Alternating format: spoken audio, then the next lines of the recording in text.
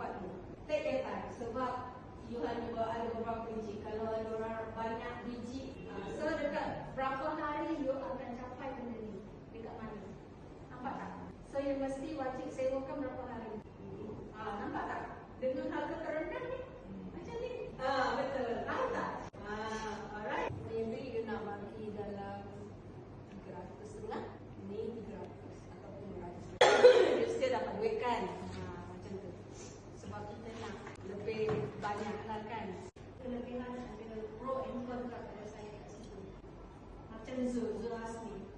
Dia kata dia nak capai 1 juta tahun lepas. Dia hanya 20 biji. 20 biji dia kira cukup tak? Dia tak. Dia kata tak cukup. So what do you want to do? Okay, fine. Yang ni saya nak ambil kita pajak. Yang ni macam ni, macam ni. Faham tak? Ini based on our experience. 10 biji kereta kecil bersama 1 biji